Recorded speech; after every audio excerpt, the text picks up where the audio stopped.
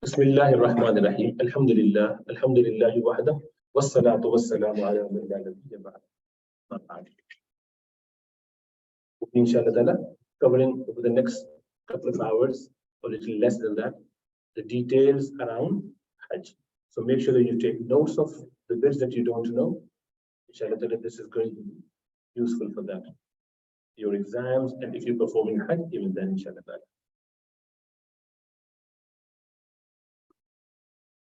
So fifth pillar, as we all know, and it means to intend, have the intention to go somewhere. So ideally, that's the literal meaning. But Islamically, it means to have the intention of visiting the places in Makkah. And it is fard on sahibu istita'a. The one who has the means to go and perform Hajj is obliged by Allah subhanahu wa ta'ala, obligated to perform Hajj.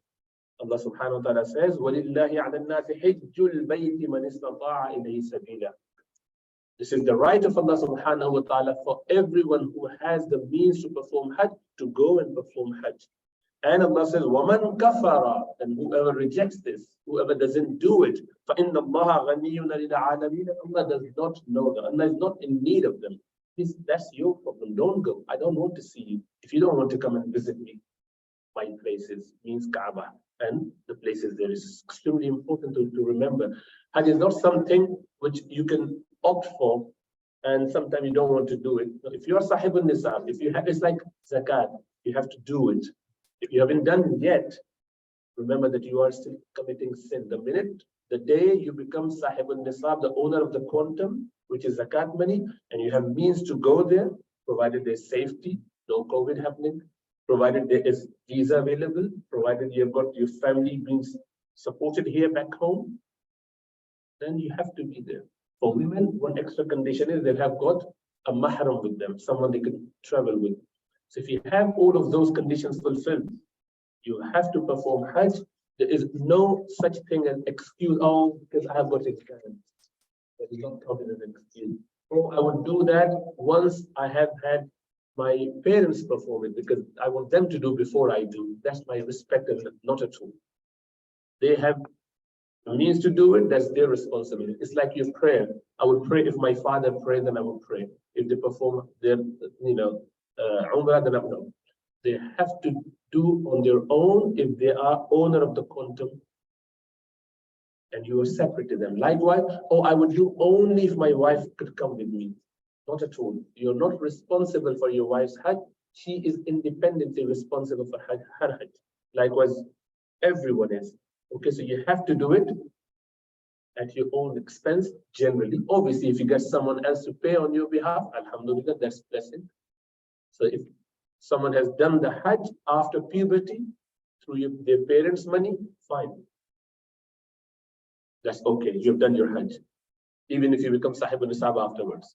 If the wife likewise has got the money from the husband and she has done it, done.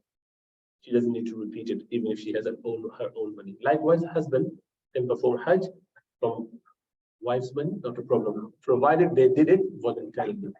It will force them. It's not being snatched from people. And then Rasulullah sallallahu alaihi wasallam said, Ya ayyuhan nas, qad furida alaykum al-hajj fahujju. O people, Allah subhanahu wa ta'ala has made Hajj fard upon you, obligatory upon you. To go and perform Hajj is a command.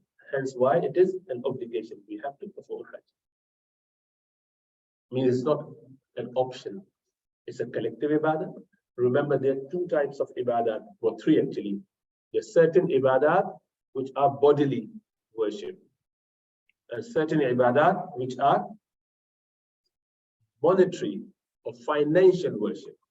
So ibadah which are done with body. And what are those?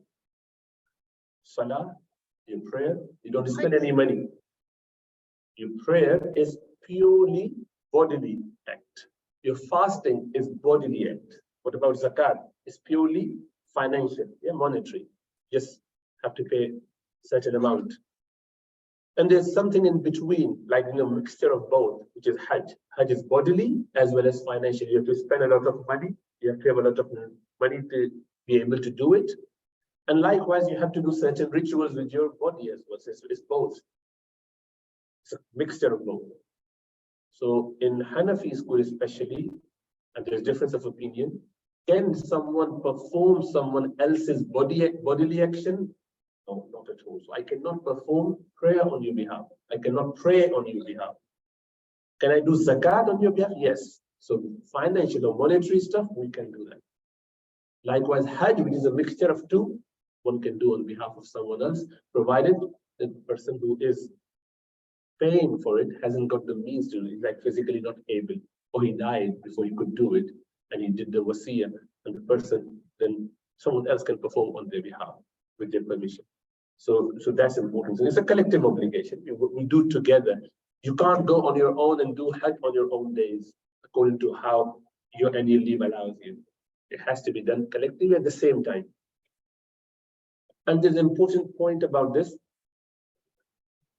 Rasulullah sallallahu alaihi wasallam said, Al-Hajju Arafah. Hajj is the day of Arafah. That's the essence of Hajj. That's the most important aspect of Hajj. One of the two pillars of Hajj is Arafah. Arafah is one of those. So Rasulullah sallallahu alaihi wasallam said, the day of Arafah is the Hajj. Means if you missed it, your Hajj is gone. You have to perform that. And when you look at that, all the rituals are happening on other days, before or after Hajj, before or after Arafah. On 9th Dhul Hijjah, from Dhuhr to Maghrib, you don't have to do anything. That is Arafah. Just be in that plane. If you're just sleeping there doing nothing, but you're just being there, your Hajj is done. It's strange. What Allah subhanahu wa ta'ala is trying to remind us there? What is the message there? In Quran, Allah subhanahu wa ta'ala tells us about this incident where Allah subhanahu wa ta'ala created Adam alayhi salam and brought forth everyone from the loin of Adam alayhi salam ever to be born until the day of judgment. Everyone. We're all sitting there in that open plain. And Allah subhanahu wa ta'ala, in our prototype obviously, and Allah subhanahu wa ta'ala asked, Alastu bi rabbikum? Am I not your Lord? We all said, everyone from Adam to the last man. They all said, Bala, why not? Indeed. Shahidna, we testify to it.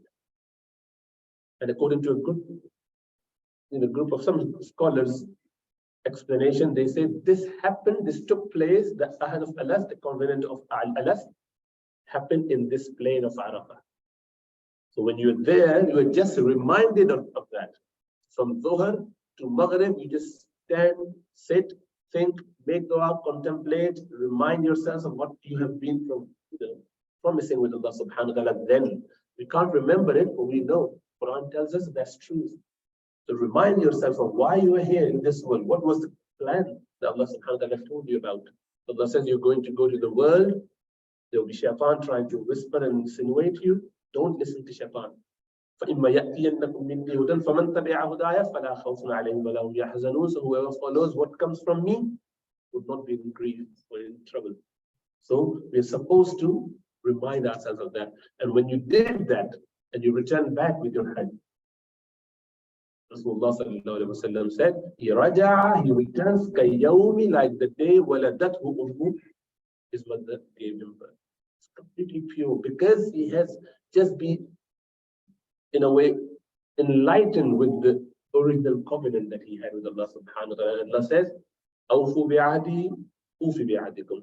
You fulfill your command, your promise, and I will fulfill my promise, my part of the deal. So your deal is to worship me, Allah says. And my deal is to give you Jannah. So that's the deal we have with Allah subhanahu wa ta'ala. So remember that when we perform Hajj, that we are there to be reminded of that covenant. Anyway, there's a Hajj Mabrur, a concept called Hajj Mabrur. Rasulullah sallallahu alaihi wasallam said the reward of Hajj Mabrur, a good Hajj, is that you are, as I just mentioned, you return back from your Hajj like you had just been born, adult, pure, free from any sin, any blame. Nothing in your account is bad. You're just good. So close to Allah subhanahu wa ta'ala. That is why when these people return, you ask them to make dua straight away. Please make dua for us because they're so pious. And if they make dua, we accept it, inshallah. So if they make dua for you, you get the reward, you get the blessing of that dua. So make sure that we try and do that. And there is a misconception among common people. Sometimes they say Haji Akbar. Haji Akbar. They heard the word Haji Akbar, so they say Akbari Hajj or Haji Akbar, or big Hajj, major Hajj. And what they mean by that is the Hajj is, if the Hajj took place, the Arafat took place on Friday, this is Haji Akbar. And other days, that's wrong. There's no such thing as Haji Akbar in that context. Haji Akbar, Quran mentions Hajjul Akbar as the Hajj. Haji Asghar, as opposite to Haji Akbar, the lesser of the pilgrimage is Umrah. Umrah is called Haji Asghar. That's the lesser intention to be there. And Haji Akbar is the big one. So there's no such thing as having, yes, obviously, if the Hajj, the 9th of Dhul Hijjah, the main day, Arafah, happens to be on Friday, if it falls on Friday, that is definitely more blessed. Not because if it is Haji Akbar, because it is the Hajj on Friday, and Friday is the leader of the whole of the other days, all of the other days. So the Sunnah of Rasulullah sallallahu alaihi wasallam, because he only performed one Hajj, and he had his Hajj done on Friday. When Rasulullah sallallahu alaihi wasallam performed his Hajj, it was the 10th, the 9th and the 10th year, but 9th of the Dhul Hijjah, that was on Friday. So that fell on Friday. So you get some similarity, resemblance with Rasulullah sallallahu alaihi wasallam. So from that angle, and the fact that Friday is a special day, you would get extra reward, extra barakah and blessing. So this is Hajj Akbar. Hajj Akbar is Hajj, which is just Hajj. Hajj that we know of. Umrah is Hajj Asghar.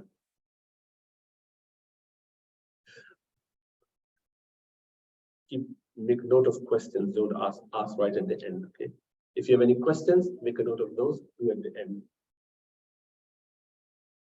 So the Hajj Mabrur is the Hajj that we are all looking forward to. Hajj Mabrur is the Hajj where you haven't committed any sin. Imam Hassan al-Basri, radiallahu ta'ala, he states that a Hajj after which he turns away from dunya towards the preparation of akhirah. If when you return back from Hajj, your focus is more towards akhirah compared to dunya from before, your life has changed a bit, then the Hajj is accepted. That's another sign. And many people, many scholars have said, how do you know that your Hajj is accepted? Your life is changed for better. If you've been there and you come back and you have got exactly the same life as before, the chances are that your Hajj is not accepted. And there's a problem there with that. There's a big majority of people who perform Hajj every year, and majority do not get their Hajj accepted. According to one of the Imams, he was there in Hajj, and he saw angels talking about Hajj. And he said, how many people are there? They said 100,000 in those days, many centuries ago. 100,000. So how many people have got their Hajj accepted? He said, only one. Only one. All the rest have not got their Hajj accepted. That Imam started crying all night, repenting to Allah subhanahu wa ta'ala, thinking that, you know what, my Hajj is not accepted. It's impossible. 999 or whatever number, 9999. So my Hajj is not gone. 5 times 9. No, 4 times 9? 4 times 9. My goodness. So that's crazy. Yeah, 5 times 9 actually. 5 times 9, my goodness. And have not got their Hajj accepted, only 1%. So he repented the whole night. And the next day, he had a dream about same angels talking to each other, saying, what happened? How many people are there? There's 100,000. How many got their Hajj accepted? Only 1% got their Hajj accepted. And through his dua, Allah accepted everyone else's Hajj. So that was a blessing from Allah subhanahu wa ta'ala. Allah is kind. So inshallah ta'ala, we get our Hajj accepted, but someone has to be there to try their best. It shouldn't be depending on someone else's dua. We should be one way, but we should try our best as well. So make sure that we learn and improve our situation before we go. for Hajj. So there are three types of Hajj, three ways you can perform Hajj. One is called Hajj Ifrad. Hajj Ifrad means single out. You just do Hajj. So this is not for us. This is only for people who are the resident of Makkah or Arabian Peninsula. They can walk in and do their Hajj straight from Mina, 5 days of Hajj, 3-4 days of Hajj, they're done. They don't need to do Umrah, they're just doing Hajj. It's called Hajj Ifrad. This is not for us. Okay, so we don't need to talk about that. Hajj only. Qiran, you have to have Hajj and Umrah together. So built in Umrah and Hajj within together. This is a difficult one because then you have to have two ihram, one for Umrah, one for. It doesn't mean you have to have extra clothing. You are in the state of ihram twice. And that is why every mistake you made, you get double penalty as well. Because you're in the state of ihram for Umrah and the state of ihram for Hajj. So that is why it's a difficult one. And Rasulullah sallallahu alaihi wasallam did this one. Other Sahaba did Hajj Tamattu. Tamattu is the common one where you do Umrah separately and Hajj separately. Okay? So two ihrams side by side, not side by side, one after the other. Side by side or within the same is Qiran. Since many people perform Hajj Tamattu, we focus on that. And it is advisable that you just do Hajj Tamattu. Don't try to be brave and do that one. Otherwise, you might get into trouble. And it's quite common to get into trouble in Hajj anyway, especially with the way we have been raised and been living our lives. It is very common to make mistakes, even in Umrah. People do get dumb after dumb, even in Umrah. So I will give you some anecdotes to make sure that you don't repeat those mistakes that people have done in the past.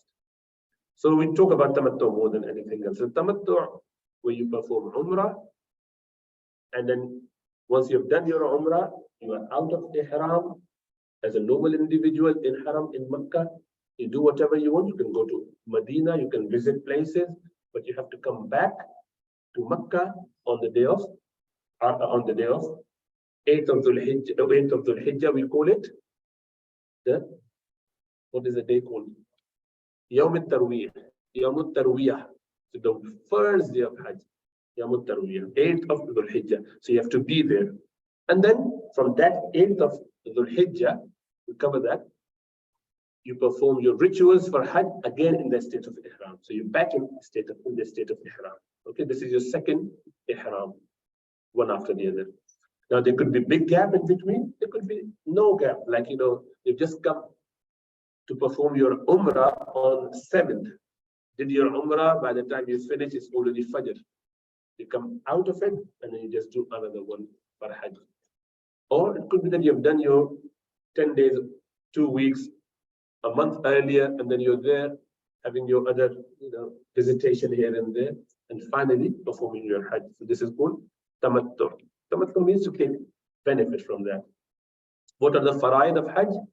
Faraid of Hajj, must think about Hajj is Ihram. You have to be in the state of Ihram.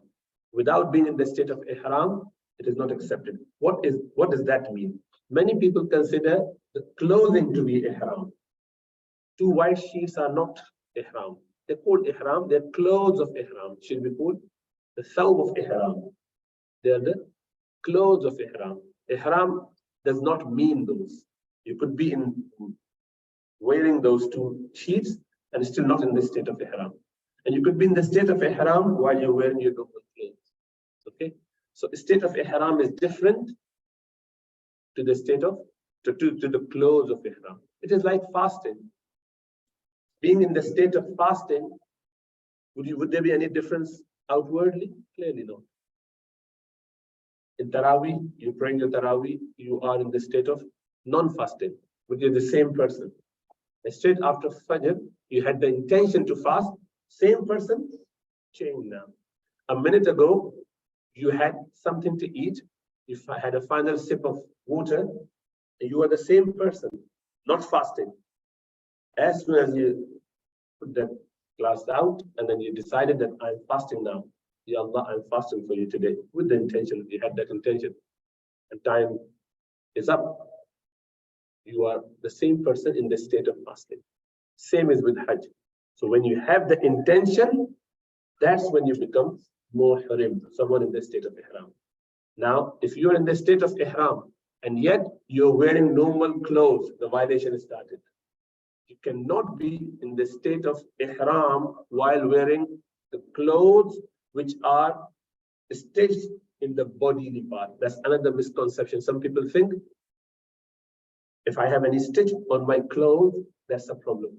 No, what it means is the clothes, whatever piece of cloth you have, is not being stitched in the form of a body part. The gloves, you can't wear them. The hat, you can't wear them. The trouser, you can't wear them. You have a sheet, a long sheet, you just took that and then wrap on your body, fine. Your blanket, you can wrap around, that's fine, no problem. So even there's so many stitches on those, sheets and shawls. Okay. Is that clear? And likewise, you can wear the same cloth, which is stitched in bodily part, but not wearing in that way. So I took my thobe off. I can't wear this because this is bodily shape, but I can wrap it on my back. I feel cold, I can wrap myself like this, that's fine. You understand that? So wearing a piece of cloth which is stitched in bodily shape and wearing in that bodily shape is not permissible in the state of ihram. So that answers your question. Can you have a blanket? Yes. Is that clear? Good. Ihram. So be in the state of ihram, that's one form. Second is wuquf Arafah. We mentioned this is the most important aspect. Wuquf Arafah, standing on the day of Arafah. Third is tawaf ziyarah or tawaf ifada, same name. Well, same thing for many different names. Tawaf hajj, tawaf hajj, tawaf ifada, tawaf ziyarah, all the same thing, meaning the hajj, the tawaf that you perform after your Arafah day. Okay, you perform that tawaf after you have done your tawaf ziyarah. After that, that is farad. A few wajibat, obligations, other obligations. Sa'i, running between Safa and Marwa. We cover those in little bit detail in a minute when we move on. So just have a bit of idea. Sa'i literally means to run. So running between the two mountains, Safa and Marwa, starting from Safa and in Marwa. Wuquf Muzdalifa. Muzdalifa is another place that you spend your night in. The 10th of night you spend there. Sorry, 9th of night, which is 9th, ending 9th, yeah. And then Rami, the stoning, yeah, throwing stones at those 3 columns. These 3 columns are no shaitan, by the way. Okay, they are symbolic. The symbols where shaitan, devil, tried to deceive, tried to misguide our forefather, Ibrahim alayhi salam, and then Hajara, the wife alayhi salam, and the son, Ma'in alayhi salam, all 3 threw stone at shaitan, saying that we're not going to listen to you when he was being taken to be slaughtered. And they said, all 3 of them. It wasn't Ibrahim said, I want to do it, and wife said, no, you can't slaughter my son. It was never the case. They were all worshippers of Allah subhanahu wa ta'ala. There was no personal ideas behind this. And then tawaf al-qudum for afaqi, the people who come when you enter. Obviously, when you have Umrah done, that tawaf is included there. And tawaf wada' for afaqi. Afaqi is someone who is not local. So you have to perform your tawaf wada' as well. Tawaf wada', we call tawaf vida. It's not vida, it's wada'. Wada' when you farewell, when you leave the place. And then qasr or halq. Halq means to shave your head. Qasr, to shorten your head. And then you have to do a damu shukr. It's called damu shukr.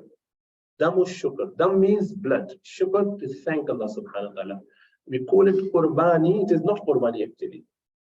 This is not qurbani we're talking about. We normally do on Eid day. That's a different thing. Qurbani on Eid day, Eid al-Adha, is different to this damu shukr. This animal that you slaughter if you're doing Hajj Tamattu or Qiran. And then Jama Ta'khir, combining two prayers, Maghrib and Isha in Muzdalifah. That's a must as well. You have to do that. There's no option. You have to delay your Maghrib. You have to not pray Maghrib at Maghrib time. Logically, you would say, my goodness, we should be praying on time. In the Salat Kanat and in Kitab al-Mawquta. Rasulullah sallallahu alaihi wasallam forbade us. He said, no, you can't. Okay, so that there's consensus on that. You have to miss your Maghrib and do it at Isha time. What that tells us, we follow what Allah and Rasulullah sallallahu alaihi wasallam tell us, rather than us deciding. Whatever they say, that is the rule. And then keeping that order of Rami, Dami Shukr or Qurbani and Halq Asad. That is the order. Keep that order. The pelting, we have to do that first, and then slaughtering the animal, and finally shaving. Okay, so pass, P-A-S. Pelting, animal slaughter, shaving, P-A-S. Okay. Okay, let's start Hajj Tamattu. So again, you do your Umrah, as you know, and then your Hajj. Remember that, yeah? Those two things are. What is Umrah then? Because a lot of stuff would be covered in Umrah, same is repeated in Hajj. So Umrah means to visit a populated place. It is Makkah.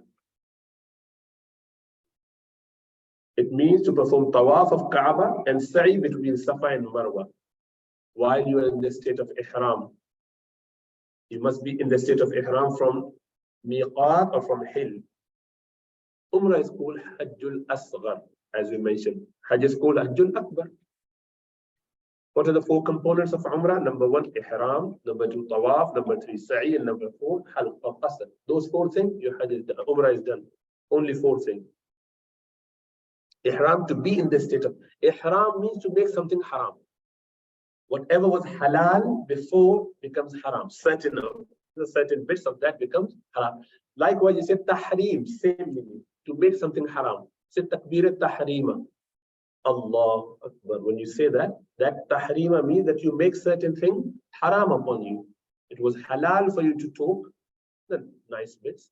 It was halal for you to eat, drink.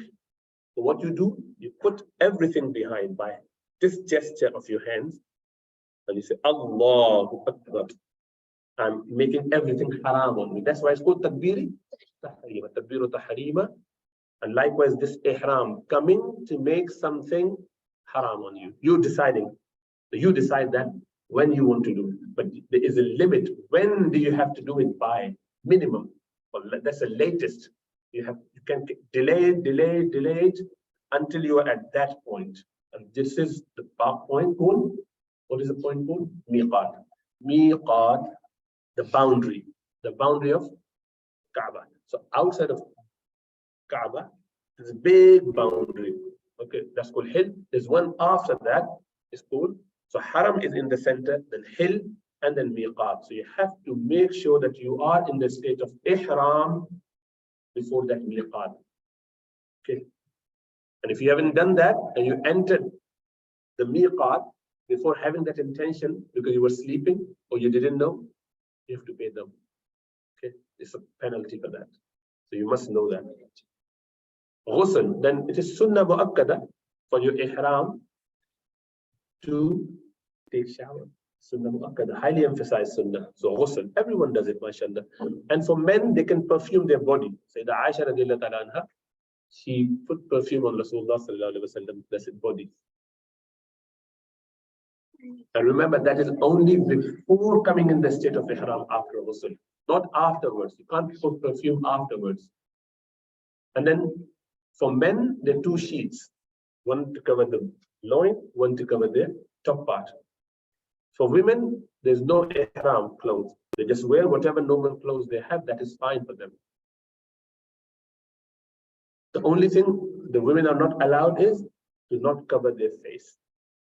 As long as they keep their face uncovered with a piece of cloth, that's the only ihram there. All the rest, they can wear shoes, everything, they are fine. So everything. They don't need to worry about stitch or unstitched clothes. Every normal clothes, There's no ihram for that, a cloth of ihram for that. For men, there is. And then you perform 2 rakat. 2 rakat is sunnah to perform. And ideally, you recite in the first rakat, Qul ya ayyuhal kafirun, in the second, Qul huwallahu ahad. That would be for all the sunnah that you would see from now on. It is actually very, very common sunnah of Rasulullah sallallahu alaihi wasallam. 2 fajr of 2 sunnah of fajr, Rasulullah sallallahu alaihi wasallam would do these. And after he performed his tawaf, he would do those 2 rakat again. Qul ya ayyuhal kafirun, Qul huwallahu ahad. Then you have to have so the minute you have the intention is, Ya Allah, I want to perform. In your mind, I'm performing Umrah. Then you're done. We could just say after that, Labbaik Allahumma Umrah. You just said that in Arabic or in your own language. You are in the state of Ihram. Sunnah is to do after that Talbiyah. Ideally 3 times, but if you've done once, you are now in the state of Ihram. Intention and 1 Talbiyah. You are in the state of Ihram. Means you have now got all the restrictions applied. Everything applied now. Okay. So if you did not, so the minute you said that Talbiyah, after your intention, you are in the state of Ihram. If you are wearing those stitched clothes, remember, including undergarments, for boys here especially, girls, they're okay. Boys cannot, men cannot have anything stitched. Your undergarments, you have to remove everything, vest, everything. Okay. So if you have that on and you've done the intention, you start accumulating your penalty. And as the time moves on, it will be bigger and bigger and bigger. If you did that less than half the day, an hour or so, maybe a few minutes, then just a handful of wheat, about 5 riyal, maybe less than that. If you did more than that, it continues to increase, maybe 20 riyal. And then so you need to ask and tell at the time if you made that mistake. And if you continue to be half the day, which is from morning to Maghrib, from Fajr to Maghrib time, or from Maghrib to next day morning, it is 1 goat or a share in a camel or a cow. So that's a big penalty. And it's quite common for people to make such a mistake. Okay. So remember that we do not do that. And then Talbiyah is this. We all know, mashallah, Labbaik Allahumma Labbaik, Labbaik la sharika laka Labbaik, innal hamda wal ni'mata laka wal mulk la sharika laka. Saying 3 times is sunnah, once is farm. And you do recite every so often. You keep doing it wherever you go. Take a turn to the right, do it. Meet some people, say it. After you've eaten, say it. After prayer, say it. Till you come to the Kaaba. Now, what are the restrictions? Quran says, فَلَا رَفَثَ وَلَا فُسُوقَ وَلَا جِدَالَ فِي الْحَجِّ. Hajj or Umrah, both the restrictions are the same. You cannot have any conjugal relationship. Fusuq, no act of sin at all. Obviously, you're there to please Allah subhanahu wa ta'ala. And finally, jidal. It's quite common for people to get into this jidal, argument. It's hot weather, and you've got delays for the flight, and there's a long queue. So you start fighting with the personnel there. The people on the desk, and they're delaying it, and you're showing your anger, and then arguing and fighting. And the minute you get to the hotel, you start arguing with the person who you have had a deal with. So we paid this much. This is supposed to be 5-star, 3-star, whatever you delay. You're fighting, wasting your Hajj. Already started losing the points. And that is why many people do not get their Hajj accepted. Because they think that it was in my control. I paid that much. It was me doing it. Remember, it's only Allah subhanahu wa ta'ala who invites only people who have purity in their heart. They want to do it for the sake of Allah. And we were there a few years back, and there was announcement on the same day about two different type of people. We heard the news through the local people. I had some friendship with some local people. It was just like, with the Arabic conversation with them. This boy told me he was about 22, 23. And he was the son of the owner of that hotel that we were living in. So he told us that there's a lady, she accepted Islam. We did janazah of that on that Jummah after Jummah prayer. So he told me after in the evening that this, the one of the janazah that you did, who that person was. I said, no. He said, there's a news about that, and He told me. So this lady accepted Islam only a year ago from UK. And she had cancer. She was diagnosed with breast cancer, which has gone everywhere in the body. And the doctor said that you haven't got much to live. And she wanted to perform Hajj. And she had no one as a mahram for her. So she convinced her two sons to accept Islam. And she worked on them. And they both accepted Islam for mum. And the mum then took them to perform Hajj. She came here just before Hajj day, she passed away. So she would be counted in the Hajj every year. She is included among those who are performing Hajj. That was her, mashallah, zeal to be with Allah subhanahu wa ta'ala. So whatever she has done in her life, Allah forgave, Allah rewarded her in such a way that she is now among the Hajis until she is resurrected back on the day of judgment. Amazing, isn't it? That is the true and sincere person who wants to be with Allah subhanahu wa ta'ala to perform Hajj. And obviously she had quite advanced cancer. She knew that I would die. I perhaps won't be able to go through all that, different weather, hot weather, difficulties. She said, I would rather die there, not here. Amazing, isn't it? That's faith, mashallah. Allah subhanahu wa ta'ala bless people like this. And on the same day we heard this news, heartbreaking really. A man, he was a very good senior person. He was from Pakistan, a doctor. He raised his children for his specialization in America. So he unfortunately married someone who was not Muslim.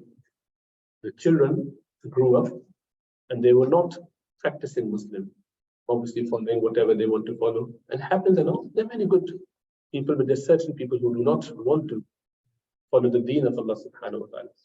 These two children, when they were about in their late teens and early 20s, so dad thought of getting them into deen by making them come to perform Hajj. Again, unwise, something which perhaps wasn't the best thing. Not knowing your children is a problem, isn't it? But anyway, whatever happened. So he brought them here and they visited all different places and they were quite inspired by that. They liked the hotel, Makkah Tower, and then amazing food and everything is just like very quite luxurious life. They enjoyed it. They performed their Umrah, they performed few things and they were happy with that. And then Dad showed them Mina, Muzdalifah, and all those places. And when they all liked it, they said, you know what? This is where we will be for 5 days. They looked at that. We're going to be in this desert, in this tent. Not at all. Not at all. They took their passports the next day through embassy and came back 2-3 days before Hajj. They both came back from Makkah after performing their Umrah and left elderly Dad there on his own. So you think that you can come to perform Hajj and Umrah and Allah subhanahu wa ta'ala will let you do it? It doesn't work like that. Many a time you try, Allah push you away. And if you manage to be there, does not mean that your Hajj is accepted. It takes a lot of sensibility, connection with Allah subhanahu wa ta'ala, humility, humbleness. That is why when the pious people, they go, they fear that they might be the reason. That person, the Imam, was actually making dua because he thought, when people asked him, he thought, I am the one who is the cause for none of the people's Hajj being accepted. So that's why I repented the whole night. In fact, actually, he was the one who Allah subhanahu wa ta'ala accepted through the Hajj of everyone else. But he didn't feel that way. He felt that I am, why he repented? He thought that me being the cause, if I wasn't here, everyone's Hajj would have been accepted. I'm so bad. This is how the pious people think. We think completely opposite. And that's we need to think about that. Anyway, so, and likewise, hunting is not allowed in the state of Ihram. You can't trim your nails, you can't trim your hair, but if something falls, like, you're just shaking or a bit of a scratching, without excessively doing it, accidentally, then that's okay. But you accidentally pull like this, you can't even deroot any tree, any plant, anything there, not allowed. You can't go and take something from the tree, fruit or whatever, in the state of Ihram, in the place of Haram, not allowed. Natural thing, I mean. Okay, perfume, you can't perfume yourself. Now it's quite common problem. People go in the plane, they go to the toilet and come out. Obviously, it's quite natural to just use that soap, liquid soap, full of fragrance. If you've done both of your hands once, one goat. Keep counting your goats. Okay? Remember, and if you're in double ihram for Quran, it'll be 2 goats for each. So that's why we don't advocate, don't advise people to do it. It's difficult. And likewise, if you covered your hair, can't cover your head with anything. So during sleep, if you accidentally did it, ouch. Even then, not allowed. Even accidentally is not allowed. You can't cover your head. That is why, obviously, it would be if you've covered your head for more than 12 hours, half a day. You'll be sleeping for half a day, you must be something not Haji. The Hajis can't do that because you are there to do a lot of good deed, inshallah ta'ala. So what are you doing? Sleeping for 12 hours, covering your head? You must be crazy somewhere. And that is why you're together with other people. So you're not on your own. That is why I advise people when they perform Hajj to not go just between husband and wife and sharing the same room. Boys separate, girls separate. Because when you are in a quad room, there'll be other 3 people who could wake you up, slap you, get your sheet off. Your wife is gone for tawaf, 2 or 3 tawafs. She's there spending few hours, and she didn't come until Maghrib, and you're sleeping like something. And then you've got your dum done. So don't do that. Be with people, inshallah ta'ala. Likewise, shirts, turban, hooded clothes, anything, gloves, shoes, not allowed. Women, they cannot cover their face, as we mentioned. What is permissible? Umbrella is fine. Umbrella, which is hanging in, not the modern umbrella with the strap. And an umbrella is like a crazy bed. That's not allowed. Something's detached, not attached to your body. If you feel so cold, you can wrap something on your hand, like a long something, a scarf, for example. If you feel cold, not gloves. Gloves are not allowed, but you can wrap something else. Blanket sheets are all okay. Sandals that would uncover and not cover the central bone, navicular bone. Yeah, the bone which is the top one, that should be uncovered here. Yeah. So strap at the top, strap at the bottom is okay. And then rings are okay, glasses are okay, hearing aids are okay, watches are okay, speech devices are all okay. You can shower, you can bathe, you can take your. Some people think these 2 ihram clothes I can't take off. Then you can.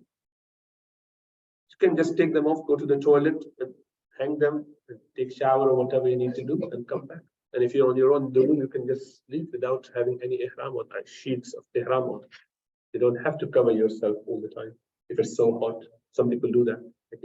Lying with a single sheet, one single sheet, bed sheet, covering that, a small blanket. But ihram, you can wash, you can change it, but don't perfume it. Don't. So if you've washed it and got it washed by someone else with all the detergent, which is perfumed fragrance, perfume or whatever, it has some natural smell or additional smell, then you wear it, and that would be a problem. Okay, so make sure that you get it done by people who know what they're dealing with. Now you have to be before miqat in the state of ihram, and miqat is this. When we come from here, is Dhul Hulayfa, and that is why normally you go with people so they can advise you. So you go from here either directly from Saudi Airlines, so they would tell you half an hour, 45 minutes before that, in the next half an hour we'll be entering miqat, which means that if you want to sleep now, have your intention and then sleep. And there have been incidents where people say, you know what, I would do that just 5 minutes before that, so I can do whatever. Don't be silly, just do it now, because that's the time. And they ended up sleeping. And it's been announcing. And I announced quite a few times to the group. And even then, when we finished, and someone just said, I was sleeping, what do I do? Get ready for them. There's no other way. And you have to come back, and then, it's crazy. So don't do that. Don't try to be smart. That's one thing. Keep yourself low profile. Keep yourself very simple. Don't try to be smart. Even if you're alim and you've not done Hajj before, keep yourself low profile. Don't try to see, I would do things according to my ijtihad. Don't be mujtahid. Don't Google. You'll be in trouble. And I'll give you some anecdotes on that, inshallah. Some quite funny as well, but you know. Okay, so that's the boundary. You could see the dotted line. That's all boundary, which is Sayyidina Jibreel alayhi salam when he devised that to Sayyidina Ibrahim alayhi salam. So we know that's about. Sometimes it will be closer. It is not again your ijtihad. It's 5 kilometers here. Maybe I could do. No, it's not about that. It is being given to us by Allah subhanahu wa ta'ala through Jibreel. Make a note of questions and ask right at the end. No questions in between. To go.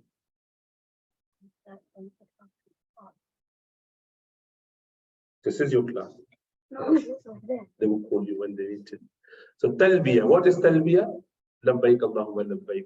When you come in the state of ihram, you have to say once after intention. 3 is better to do every time, and keep doing as and when is mustahab. And to say durood after talbiyah is mustahab as well. So after you have stopped your talbiyah, however many times, then do durood upon Rasulullah sallallahu alaihi wasallam. Men should say it loud, women quietly. And during talbiyah, don't say salam to anyone, don't respond to salam, don't play, don't do anything. Keep it focused. And when do you stop? For Umrah, you stop your talbiyah as soon as you start your tawaf. Once you are performing your tawaf, no more talbiyah after that. Your talbiyah would restart on 8th of Dhul Hijjah, when you start your ihram of Hajj. How do you start your tawaf? Tawaf, you start from Al-Hajar al-Aswad, from there, the black stone. So you start your tawaf. Now, the issue is that it's too crowded to find out where is that black stone. So you look at the columns. There is a green light at the top in all different floors. You still keep them. So look at that and just have imaginary line right in front of that. That is just in the direction of that black stone. So just before that, have your intention and then do your istilam. We do 7 circuits. 7 circuits. Starting from Hajar Aswad, finishing at Hajar Aswad. That's first. And the second, and 7 circuits like that. Okay.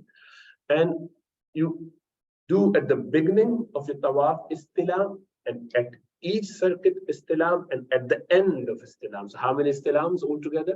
8. Yeah. So 8 istilam. Istilam means to put your head in front of Kaaba. Ideally, if you could do the kissing Kaaba, amazing. So you're just close, you put your hand on the black stone and you do kiss the Kaaba. Now the problem with that is there's a lot of traffic, obviously you can't do that. But even if you had a chance, advice is not to do that. Do it for nafil tawaf, not for Hajj or Umrah tawaf. Why? Because they put a lot of perfume on that. And if you get that, how would you get rid of that?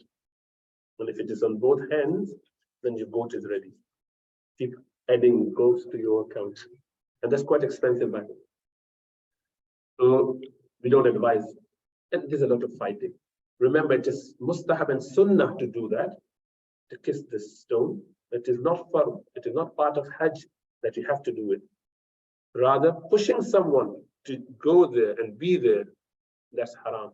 To commit a haram action in Hajj is obviously not beautiful. It's not something that will bring you closer. Rather, it will push you away from Allah subhanahu wa ta'ala's blessing and mercy.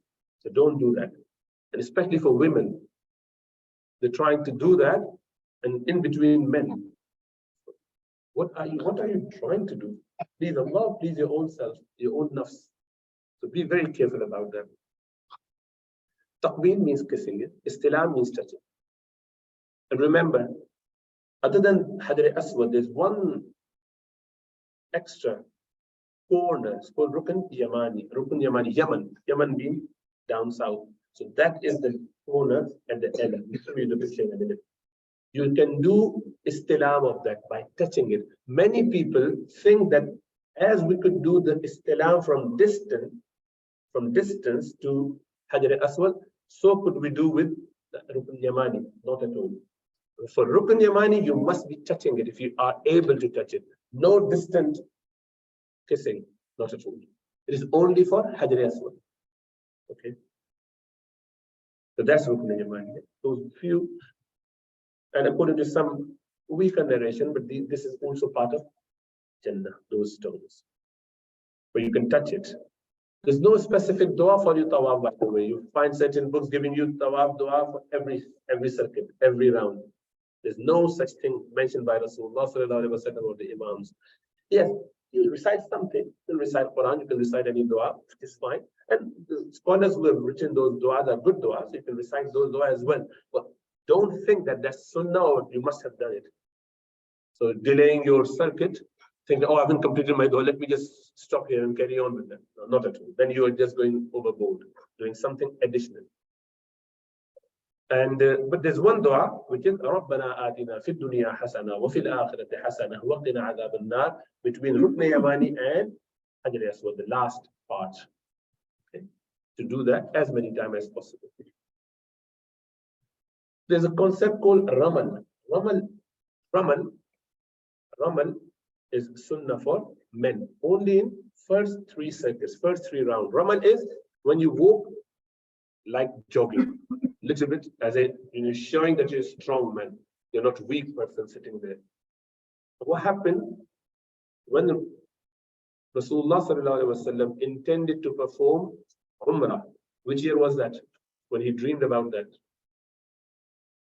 When Rasulullah sallallahu alaihi wasallam had a dream. Sixth year after Hijrah. In the 6th year of Hijrah, Rasulullah sallallahu alaihi wasallam had a dream that he's performing Umrah after 6 years of being migrated to Medina. 1400 Sahaba got ready. 1400 Sahaba got ready to perform Umrah with Rasulullah sallallahu alaihi wasallam. They were in the state of Ihram, and they walked, and they reached Hudaybiyah, and that's where the pagans came, and they did not let Muslims perform Umrah. And Rasulullah sallallahu alaihi wasallam accepted their condition. There was a pact called the Pact of Hudaybiyah, the Treaty of Hudaybiyah. Then Rasulullah sallallahu alaihi wasallam performed Umrah the next year. This is called Umratul Qada. That's the, making up for the missed Umrah which we did the last year. So Rasulullah sallallahu alaihi wasallam with Sahaba performed this Umrah. And when they were coming to perform Umrah, they were only allowed to be in Makkah for 3 days. As they were coming, Mushrikun, they were all lying up on the north side of the hill. Northern side of the Kaaba on the hill. So what happened? They were all getting ready to see the weak Muslims. They thought, because Yathrib, Medina, was a place of disease called Yathrib. Before Rasulullah sallallahu alaihi wasallam came, people wouldn't want to go there. Remember how Abdullah got unwell there, and how on his, before he could make it back, he passed away. So there was a place where there was a lot of, contagious diseases. So the Mushrikun were thinking, you know what, we're going to see all those weak Muslims, how they've traveled, and they now regret of leaving Mecca. They wanted to run away. Let's see. So when they came, Rasulullah sallallahu alaihi wasallam said, as soon as you start your tawaf, rather than parking anywhere, rather than stationing anywhere, going to there was no hotel, by the way, no tents, nothing. Come straight after 8 days worth of walk, straight into Hajar Aswad, Makkah, Kaaba, and start running for first 3 rounds. Do that. And when they would come to Rukn Yamani down, they cannot see because they're now hiding behind Kaaba, they would slow down. Rasulullah says, slow down, too quick, don't slow, so that you are not tired. Just relax. I know that you're all tired, but do it for 3 shows so that they don't feel happy about that, in order to show them that we are not weak. And as soon as they would come to Hajar Aswad, they start running again. So Muslims were, oh my goodness, we thought they were weak. And others started to say, oh, you said that they're going to be very weak. Look at them, they're very strong. They came hungry for 8 days on them, and they're straight into Kaaba. They're straight performing their Umrah. They are very strong. Get scared of them. They got unhappy with, they initially felt that they might have a chance to mock Muslims, alhamdulillah. So anyway, this is how it started. And then it became Sunnah of Rasulullah sallallahu alaihi wasallam, even for all three circuits, only three circuits, by the way. For three circuits, men should do a little bit. Obviously, in this time when there's a lot of traffic, a lot of people there, you can't do that, but still you can do at your own place, do like this. Show that you're doing it with your zeal for first 3 rounds, a little bit in a jogging way. Okay, so first 3. After that, you do not need to do that at all. Iltiba is another thing. Iltiba means for men again, to uncover their right shoulder. Uncover their right shoulder. And keeping their ihram underneath the right shoulder, coming onto the left side. So this right shoulder is exposed for men for all 7 rounds. All 7 rounds. Only for Umrah, that is to be followed with a sa'i. Only in that Umrah. Only in that tawaf. Only in that tawaf, which is followed up with a sa'i, running between Safa and Marwa. So which is your Umrah. Yes. After that, you have to go to sa'i. And likewise your Hajj, if you have not already done your sa'i of Hajj. Normal tawaf, not at all. Even if you're wearing those clothes. Normally you'll be wearing normal clothes. Some people continue to be exposing their shoulder throughout. Not at all. That's not the way. That is what iltiba is, okay? And after you've done your 8 circuits, 8 circumambulation is completed. Your tawaf is completed. You perform your final istilam, the 8th one, and then you do your 2 rak'at behind the maqam of Ibrahim, the station of Ibrahim alayhi salam. That's station of Ibrahim alayhi salam here. But you don't have to do this golden thing. There is footprint of Sayyidina Ibrahim alayhi salam. But you don't have to pray behind it because there'll be a lot of traffic there. So you can pray anywhere, ideally behind this, going back all the way, if possible, at any level. If not possible, then perform anywhere. Again, those 2 rak'at, yeah. First, Qul ya ayyuhal kafirun. Second, Qul huwallahu ahad, as normally you would do. So this is how the Kaaba would be. So this is your Hajar Aswad, black stone, and there's a door there. Remember that door? Yeah. And in between the door and the Hajar Aswad, that space, this is called Multazam. Okay, Multazam is not the door of Kaaba, and it's not the Hajar Aswad. It's actually the space between the two. Okay, if you get to touch that, alhamdulillah, that's a blessed place. Rasulullah sallallahu alaihi wasallam would make dua, and that's a place where du'as are accepted. Anyway, so then this is Maqam Ibrahim, as you could see.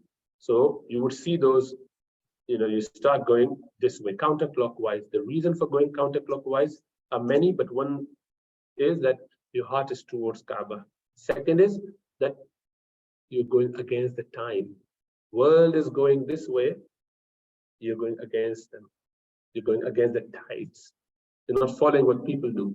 You're not into this fashion business, whatever is trendy, not at all. You're telling yourself, I'm not interested in what people do. I've got my friend who has got this new iPhone, so I have to have it. Or he has got his hair like, fades, so I have to have that. He has got these special, funky clothes or whatever, I need to have that.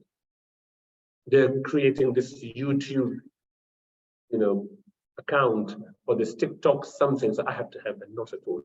We do not do that. We just stick to the Sunnah of Rasulullah sallallahu alaihi wasallam because we are 1444-year-old. We haven't come here today. Okay, so then you just carry on. This is called Hatim.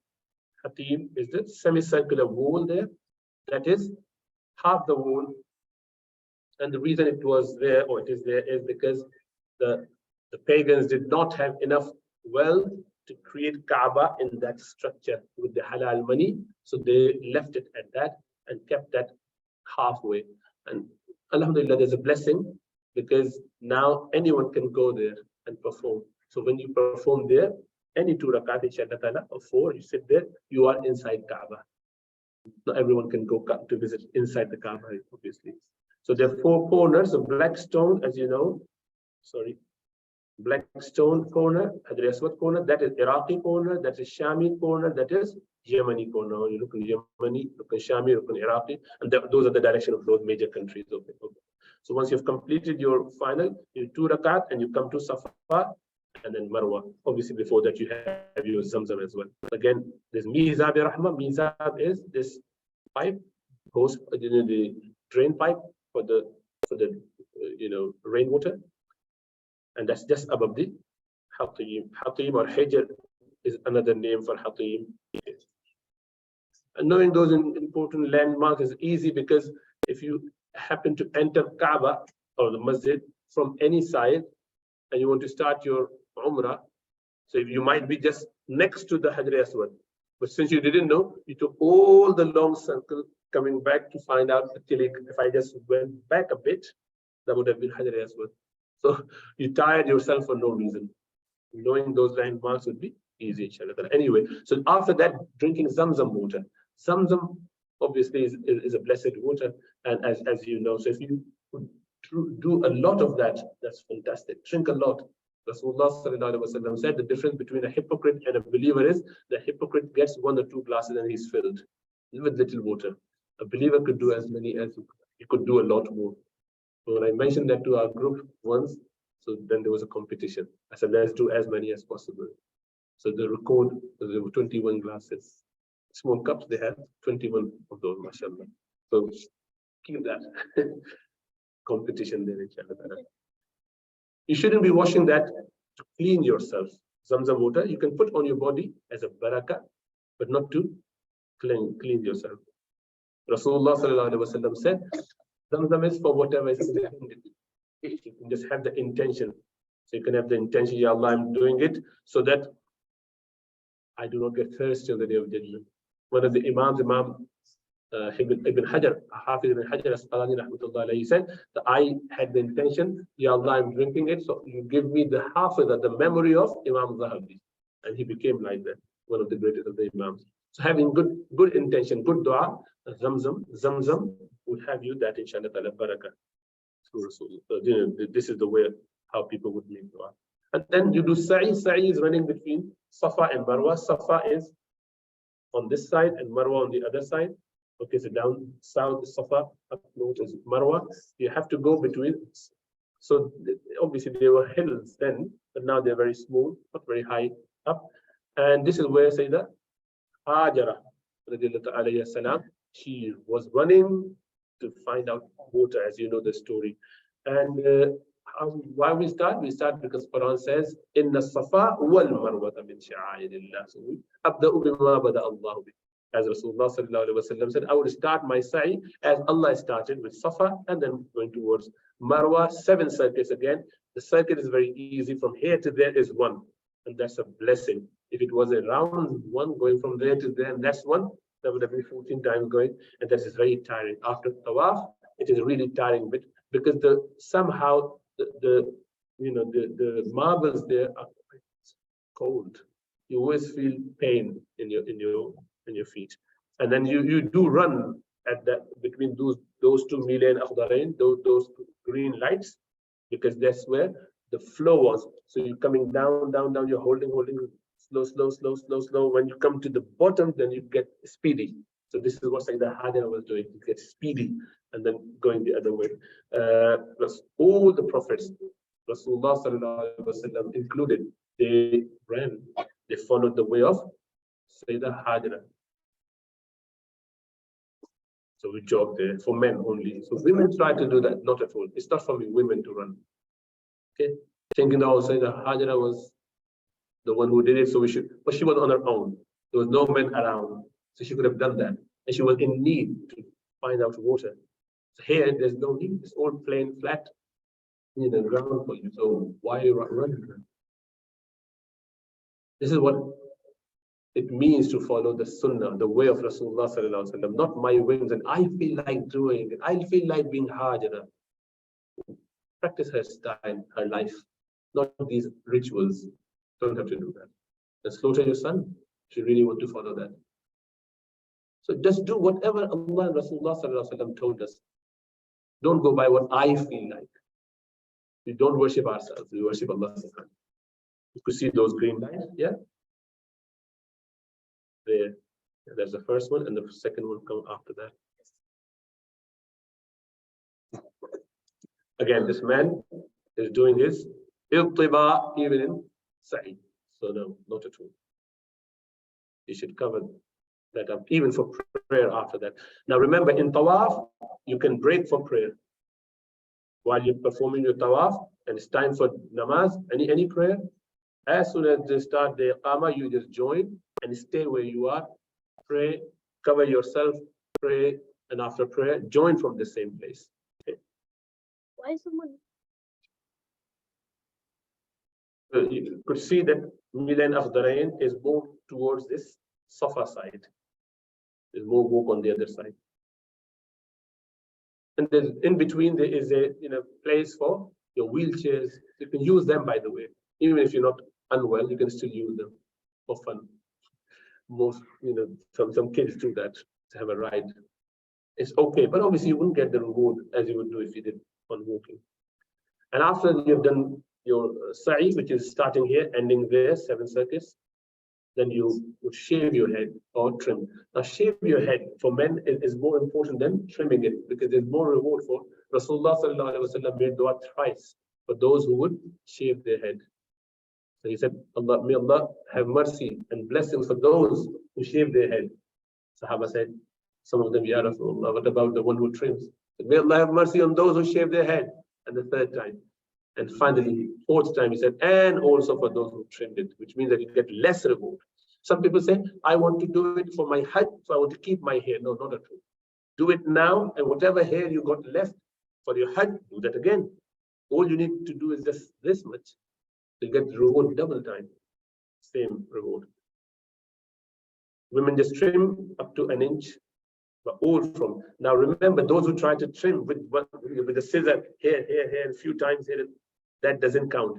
You must have at least an inch of hair cut from a quarter of your head. So how do you know a quarter of your head is done for men? A quarter of your head, how do you know this is my quarter done? If you have not done that, you are still in the state of ihram.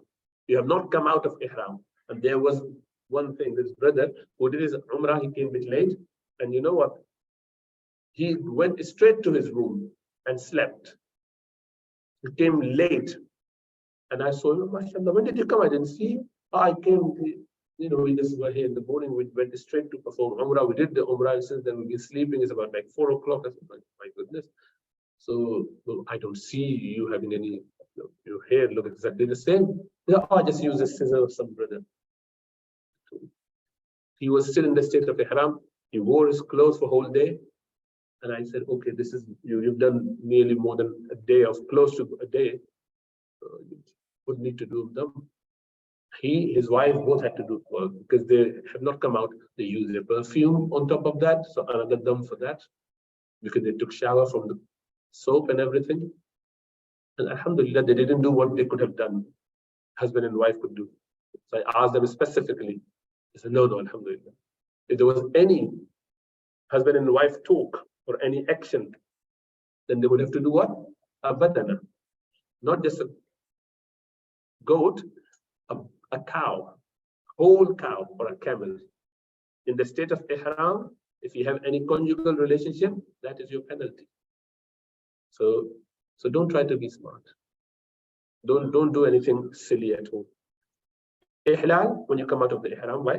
Shaving or trimming your hair. Then you start doing your ibadah, all the rituals, what you need to do. You can live in a normal life, normal clothes, go to the masjid, go to the place, whatever. Eat stuff, don't eat meat there though, because most of the meat they get is from Brazil or New Zealand, which their authority okay, but we don't consider okay because they do stunning, and stunning a good 7, 8, 10% of meat gets, the animals get killed before they are slaughtered. So that meat is dodgy. So try to not have that. But if you want it, that's up to you. But we do not advise people to eat meat unless you know the source. Not at all. Anything that you would like to eat. Ask your operators, they're good. They would know. The local people, they would get you a decent locally slaughtered meat. Because another problem is that the meat that you get from Brazil or New Zealand, how do you know it's slaughtered by a bill of book? How can you verify there were Christians who did it? Equal opportunity. Sikh, Buddhist, Even those who do not believe in Christianity, atheists, they all have done it. How would you know that the meal that you are eating is done by a Muslim or a Christian or a Jewish man, which is permissible? Others, obviously not. Then comes 8 of Dhul Hijjah, Yom Tarwiyah. Yom Tarwiyah is the day when you don your ihram again on after Fajr. Get ready. You have to be there in Mina by Maghrib, by Dhuhr, sorry. By Dhuhr. You should be there in the tents of Mina. You have the same intention and you have to pray. Next 5 prayers, same stuff as ihram. 5 prayers are Dhuhr, Asr, Maghrib, Isha, and Fajr of next day. So this is 8th, Fajr of 9th. You have to pray all 5 prayers in your tent. And once you've done that, you stay obviously there in those tents until the 10th of Dhul Hijjah. So this is your 10th of Dhul Hijjah. On 10th of Dhul Hijjah, you come out of your ihram. So you have 8th morning, 9th whole day, and then 10th. The 10th, whenever you manage to get your animal slaughtered, you've done your stoning to the big column, and then you can come out of that after trimming your hair or shaving your head. So about 2.5 days, 2.5 days of ihram. So that's a long time, isn't it? So that's why there's a lot of responsibility to be aware of. As you know, we don't need to go through this again. Same talbiyah. And you keep doing your talbiyah every time you meet people, every time you go up and down, right, left, whatever. And then, when do you stop your talbiyah this time? When you start Rami. Okay, the minute you start to throw the stone, that's when you stop your Rami. Okay, these are the tents in Mina. And inside the tent, sometimes it's like this, cluttered. Sometimes it's clean and nice, maybe more expensive ones, I don't know, whichever. It's all changed now. There's a lot of different things happening, but we'll make it all easy. So on the 9th, you go to Arafah. After Fajr of 9th, you just go straight to Arafah. Remember, in Hajj, the time changes. Time changes mean day does not start from Maghrib. Normally your day starts from Maghrib. Yes? After Maghrib, the new day, Islamic day, starts. In normal day, when does the new day start? Today, the next day would start after Maghrib. Wow. Yeah. What do you want to do? Still the 12th hasn't started. It's not going to start today, perhaps. Where did Take it. So the day would start after Maghrib, normally. But in Hajj, it would start from Fajr, from the dawn, from dawn to the next, next day, dawn. That's the day. So there was a group of brothers who did their Rami, as I mentioned. I'm going to bring that when it comes. That's another anecdote. Anyway, so you go to Arafah, and then you do your Dhuhr and Asr at the beginning time, at the Dhuhr time, only if you could perform in Masjid al-Namira. According to Hanafi school, you're not supposed to combine your Dhuhr and Asr in the tent. If people are doing it, they are doing it following their Imam, which is Imam Shafi's view possibly, or if they do not follow any Imam, this is their view as well. So they can combine. You shouldn't combine unless you are performing your Dhuhr and Asr behind the Imam in Masjid al-Namira, which is the main masjid there. And obviously, the rest of the day, you do your Dhuhr and Asr early, and Maghrib and Isha you delay. In that time from Dhuhr to Maghrib, keep remembering Allah, food, rest, whatever. Keep reminding yourself of the day. And this is the dhikr of that day. La ilaha illallah wahdahu la sharika la lahul mulku wa lahul hamdu wa huwa ala kulli shay'in qadir. All the prophets made this dua. This is very special. 4th kalima, we call it in Southeast Asia. So remember that. And after Maghrib, you leave straight to come to Muzdalifah. Muzdalifah is between Arafah and Mina. So on the way. So you come to Muzdalifah, spend your night there. As soon as you reach Muzdalifah, you perform your Maghrib first, and this is Isha time now.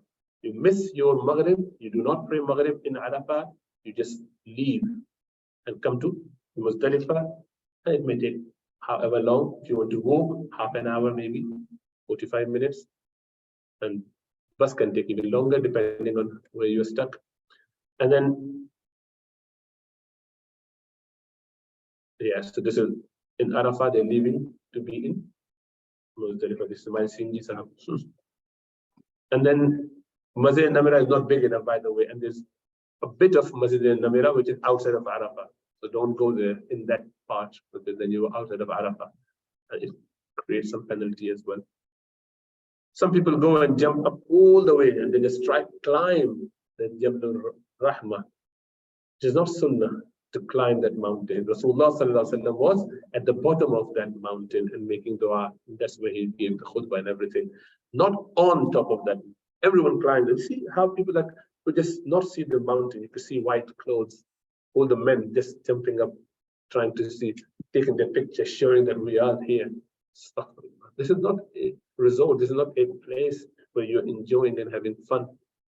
We are there to please Allah subhanahu wa ta'ala. Follow the way of Rasulullah sallallahu alaihi wasallam. And some of them get lost. They don't know the way. Remember, the tents, they're not marked as clearly. Now maybe it's a lot better now. But they were they're only there for a day. How would you know which way to go? If you forgot, then you forgot your people. And you only see them 3 days later when you're back in Mina, whatever, or the next day. So then you spend your night in Muzdalifah all the night. You have to do your Maghrib and then Isha combined at the later time. After that, collect some pebbles there. So you need to collect for your Rami, the stoning, which is starting next day, the 10th of the Hijjah, the Eid day. This wuquf is wajib. Otherwise, you would have to pay penalty for that. And wuquf starts after Fajr of the next day, 10th of the Hijjah after Fajr. So don't leave until you've been there. So at least a second after sun, after the Fajr prayer, just stay there. And then this is what people are leaving here after Fajr. There could be a lot of queues, so make sure that you prepare yourself in Muzdalifah. Things have changed a bit now, I'm told, but there's a lot of issues with toilets, so make sure that you come prepared. And then you're back to Mina. You can go straight to do your pelting of the biggest column. So 3 columns. So the biggest column is further down towards Kaaba. So you're in Mina, smaller, middle, and the big one. So from Mina tent, and you keep going this way. So Arafat, Muzdalifah, Mina, and this column, bigger column, and then Kaaba.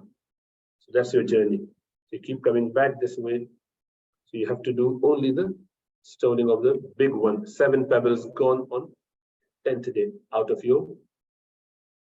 It's up to you if you wanted to do 70 pebbles, you want to do extra day of Rami, you're allowed to do only 49 pebbles. That's okay as well. Only 3 days altogether. 3 days or 4 days. First day, the 10th of Dhul Hijjah, only the big column, 7 pebbles. And once you have done this Rami, you find out whether your animal is done. In the interim, they would have slaughtered your animal by that time. And then you come and have your head shaven off.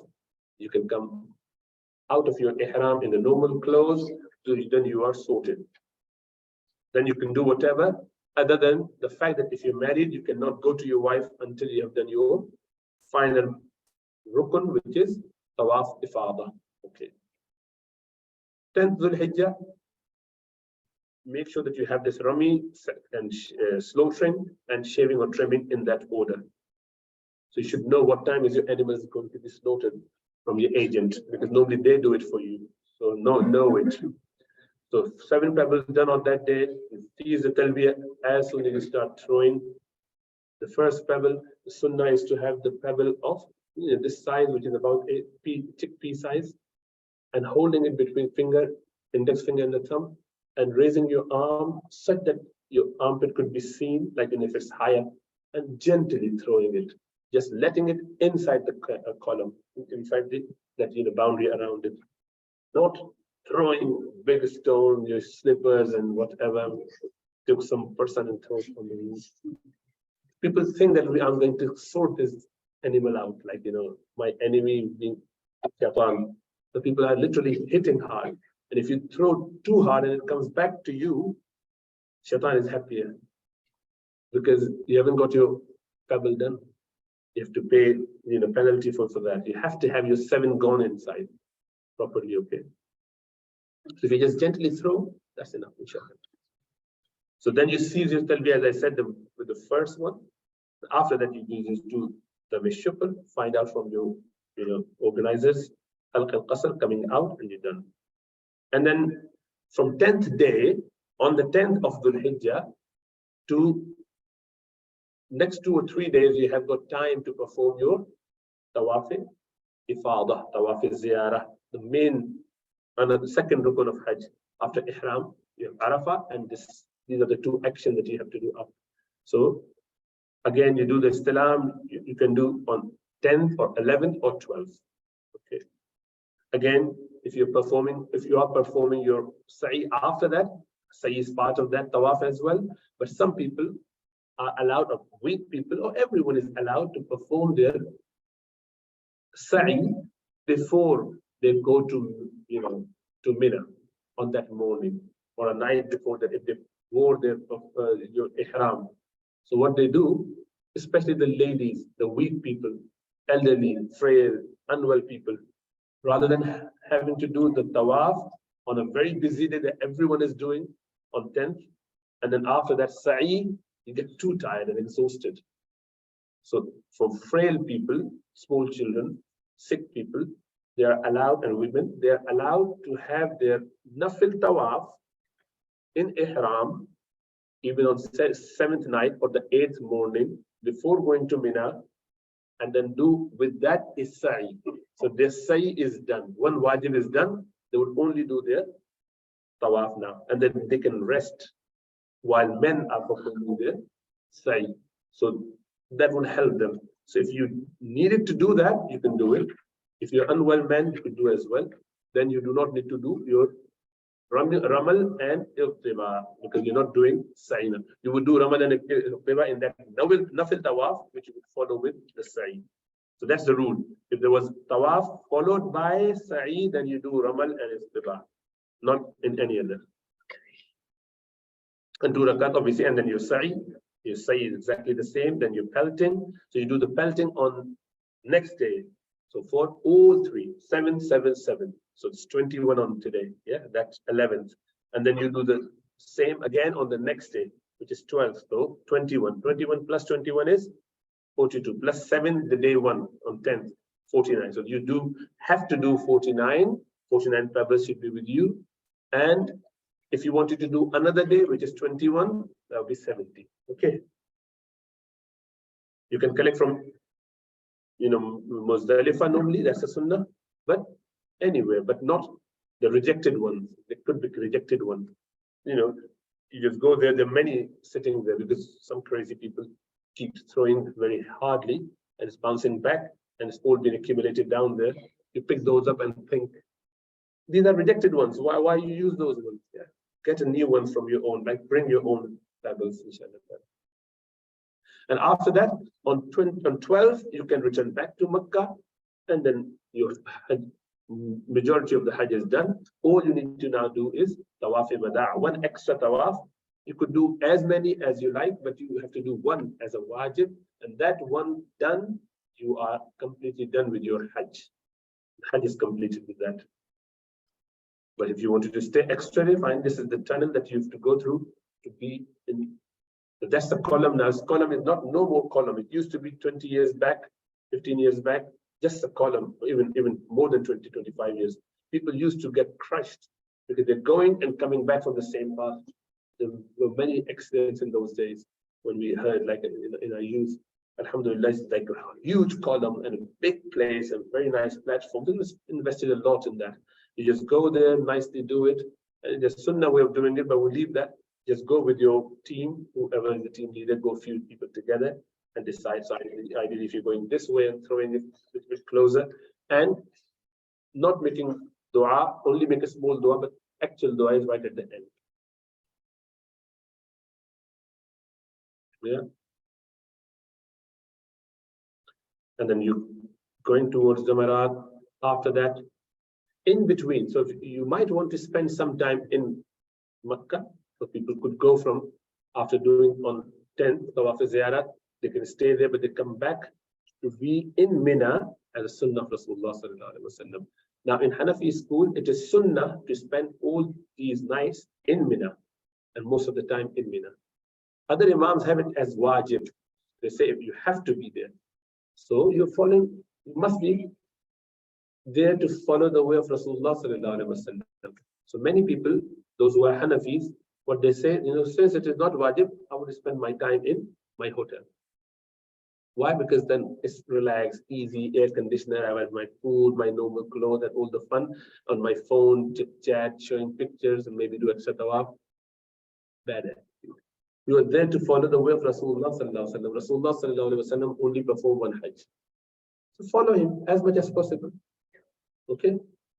Yes, if someone is unwell and sick, they can't come back here, then that's fine. For them, they can stay. So always take advice and ask the Imam or the Mufti, should I or should I not? Don't decide on your own. Don't pick and choose. Don't be crazy. When many people do that, they still do, because they feel tired and they just want to spend time in the name of whatever. And that's very bad. Bad adab. The Tawaf al-Wada is you could do anytime, whenever you are there, and then final tawaf you've done and you're okay with that. If women are having special days, they are exempted from this because of excuse. Tawaf al-Ziyarah, they have to perform. They need to find out the way. I wouldn't mention it here, but there is a way, inshallah. I speak to muftis. And it's good to just perform visitation to Medina. It's not fard, it's not part of Hajj, but obviously when you're there and if you don't visit Medina, that's not being loyal to Rasulullah sallallahu alaihi wasallam. And you're there to remember Allah subhanahu wa ta'ala. You're there to maximize the benefit. So don't waste your time.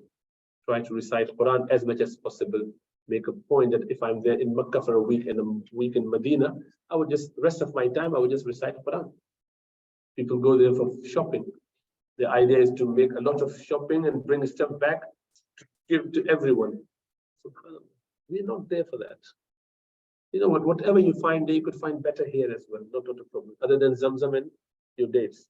And nowadays, it's available to almost everyone. No one in UK or in America or in Canada, Australia, they're not deprived. They've got a lot of Zamzam. They've got a lot of dates of Medina. So you're not going to do any favor by bringing anything. Rather, you're wasting your life, your time. So don't do that.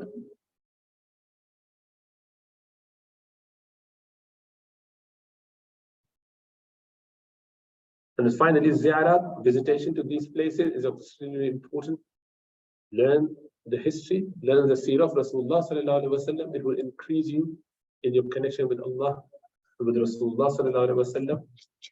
And there's, a reward of about, 1,000 prayers in Medina. So don't miss out on that. There are people lying next to Rasulullah sallallahu alaihi wasallam, Rasulullah sallallahu alaihi wasallam's blessed grave, and then Abu Bakr and Umar, and many Sahaba and Imams are buried in Jannatul Baqiyah. So go and visit that. Uhud, go and visit that place. All beautiful. Okay, so how do you start? You miqat, you come in the state of ihram before that, and you come to Haram, and then you go for Mina on 8th of Zulhijjah, and from there you go to Arafah, and from there you go to Muzdalifah, spend your night there, come back to Mina, and from there to Haram after you've done your 3 days worth of stoning. And you keep going between Haram and Mina if you wanted to. And all those different landmarks which you are quite aware of now. There's been a lot of development, a lot of new places. It's much more easy, accessible, and beautiful. They've created in the new area in such a way that you can, from a really far distance, see the Kaaba. There's not much barrier between you and Kaaba. It's all nice, much. It's good.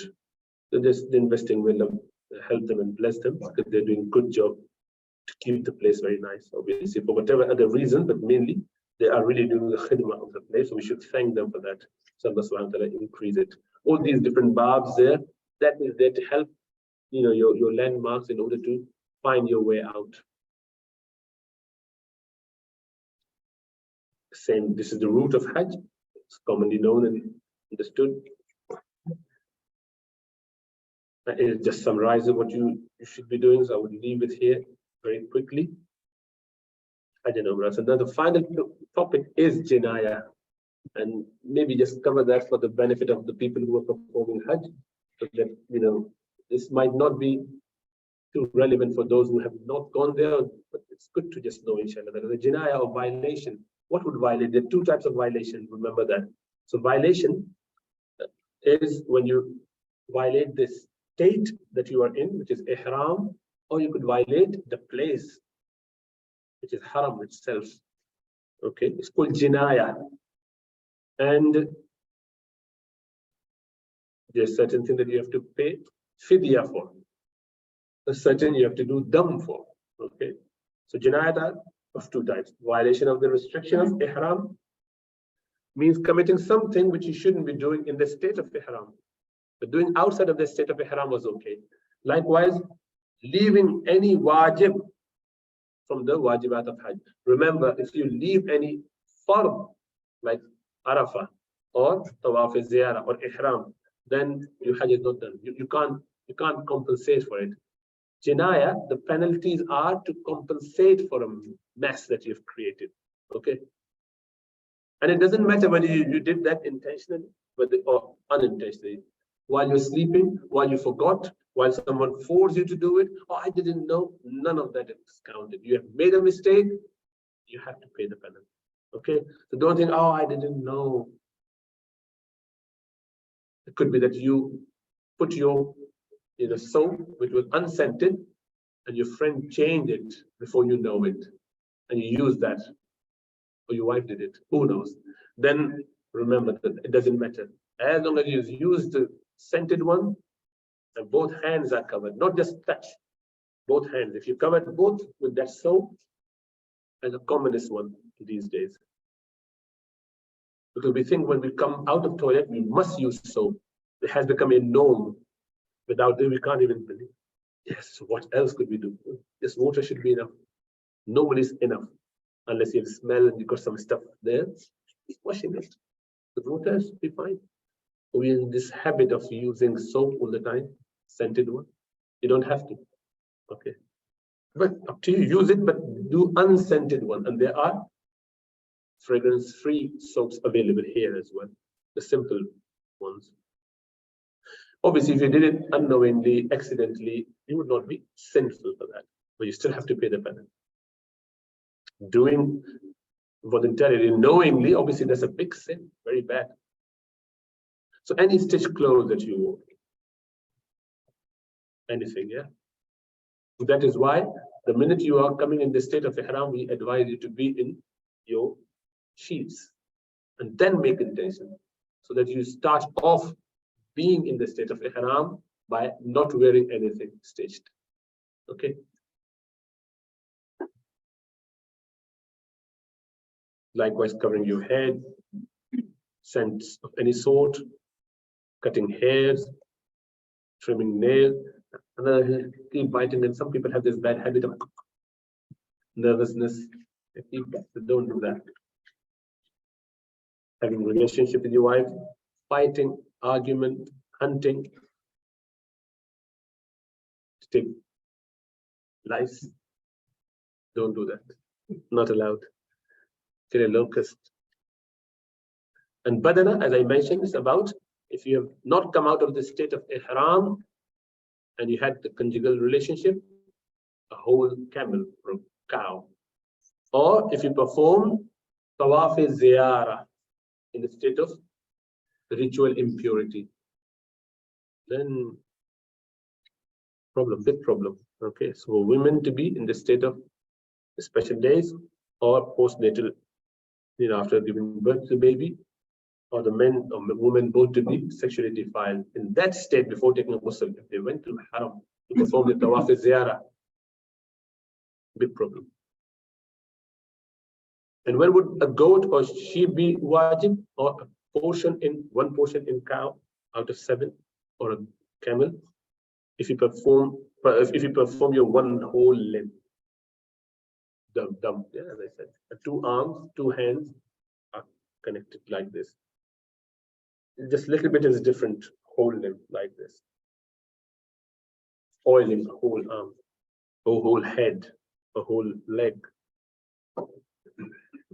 Some stitched clothes that you wore for half day, from Maghrib to Fajr or Fajr to Maghrib. More than quarter of your head is covered for entire day, from morning to Maghrib, Maghrib to Fajr. Shaving a quarter of your head or any part of the body. 5, of your nails have been cut. You didn't do your sa'i. Whole day's worth of stoning has been missed. All of that amount to 1 dam. So you have to pay dam for each.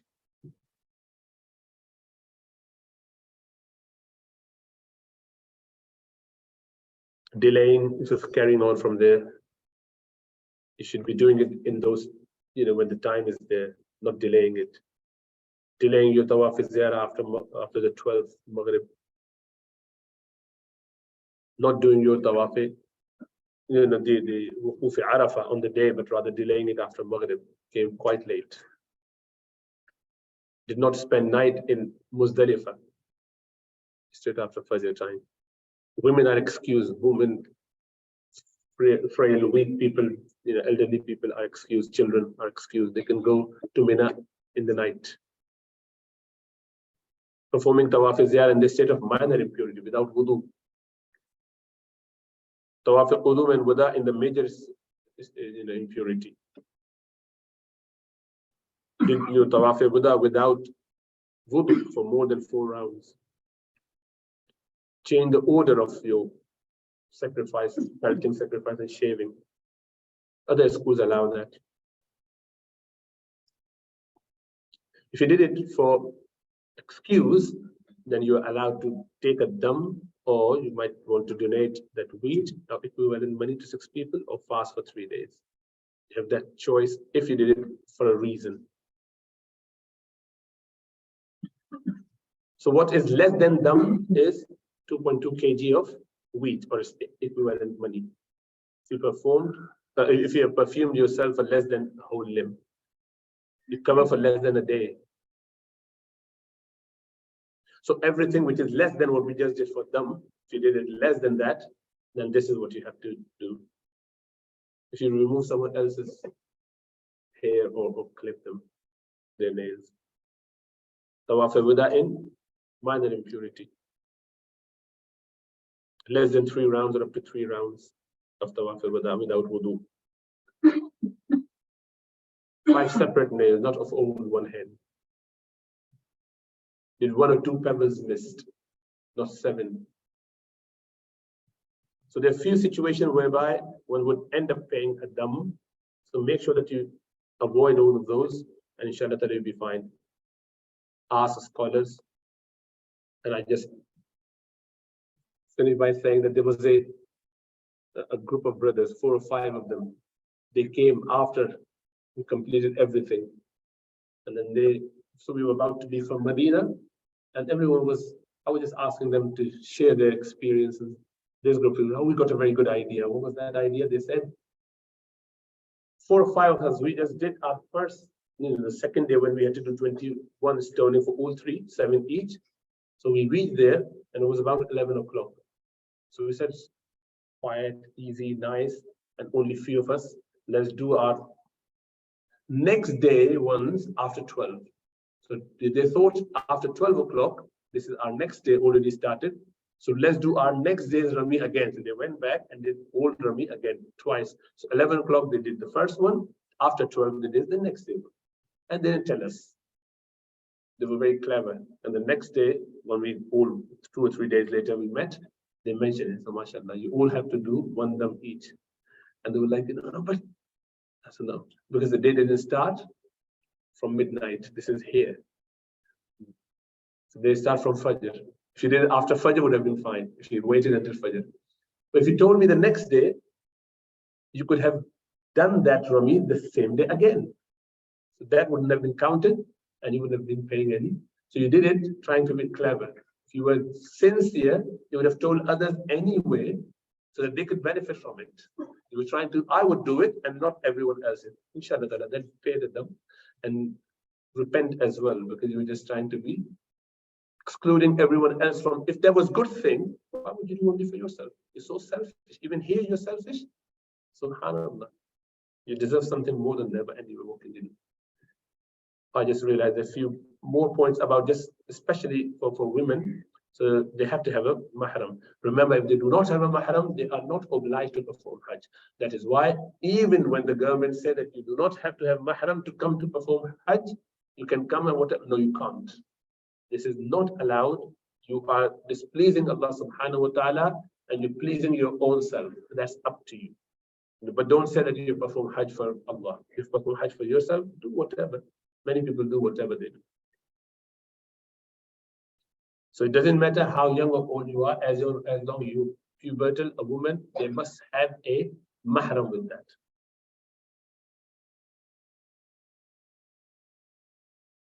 You cannot perform Hajj while you are in the state of iddah, waiting period, as a divorced or a widowed lady.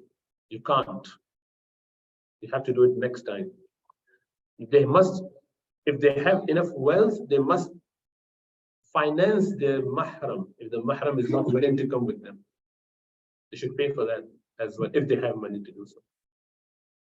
As I said, they can wear whatever they want. They can just cover. They have just only one condition to not cover their face. Sayyidah Aisha radiallahu anha would say, if there were men coming, they would just cover their face, like turning their head away and having the sheet right in front of their, on the side, but not covering their face. So some people either put a cap and use the long one. That's okay. You can do that. That's okay.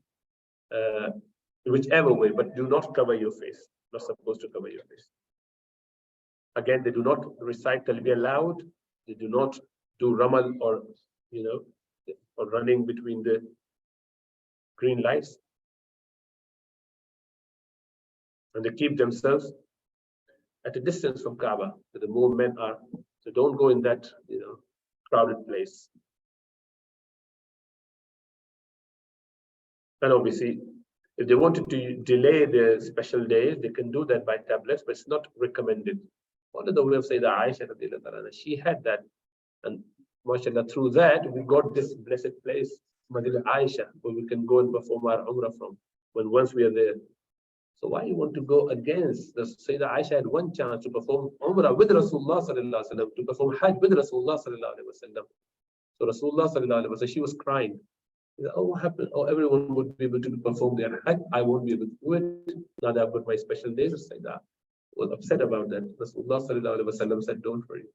Do everything, but when you're pure, come back and go with your brother to that place called in Tan'im. And from there, in the Ihram, do your tawaf with your brother. Abdul Rahman bin Abu Bakr, we took him, and this is the place which is what we call Masjid Aisha now. So she wouldn't go against. Rasulullah sallallahu alaihi wasallam didn't create special something for her, thinking that this is my beloved wife. No, we all follow Sharia. This is the bottom line. We just follow Sharia. It doesn't matter who gets upset with that. But that's up to you. If you don't want to, then don't think big about yourself.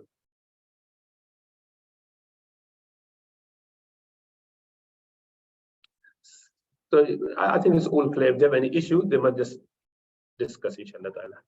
Jazakallahu khair. Of that being said, we'll finish here. Let's just stop this recording so we can do the question and answer separately.